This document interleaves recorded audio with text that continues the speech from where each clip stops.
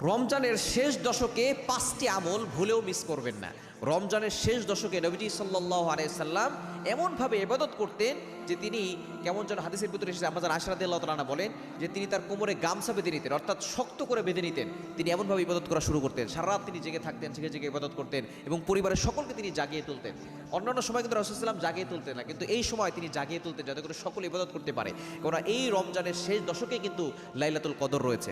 আমরা শুধু লাইলাতুল কদর 27 রাতে তালাশ করি, নো, আপনি এই 21-এর রাত, 23-এর রাত, 25-এর রাত, 27-এর রাত, 29-এর রাত, বেজোর রাতগুলোতে তালাশ করবেন এবং শেষ 10 দিন প্রতিদিন আপনি আমল করার চেষ্টা করবেন। এই 5টি আমল ভুলেও মিস করবেন না। নাম্বার 1, 1 নাম্বার হচ্ছে আপনি একটি দোয়া পড়বেন, কেননা যে কোনো রাতটা লাইলাতুল কদর হয়ে যেতে পারে। এজন্য আল্লাহর কাছে দোয়া বেশি বেশি করবেন এবং একটি দোয়া বেশি করবেন। আম্মা জান আয়েশা রাদিয়াল্লাহু তাআলা আনহা তিনি নবী সাল্লাল্লাহু আলাইহি ওয়াসাল্লামকে জিজ্ঞেস করেছিলেন, ইয়া রাসূলুল্লাহ, ইয়া হাবিবাল্লাহ, যদি আমি কোনোদিন লাইলাতুল কদর পেয়ে যাই তাহলে আমি কি দোয়া করব?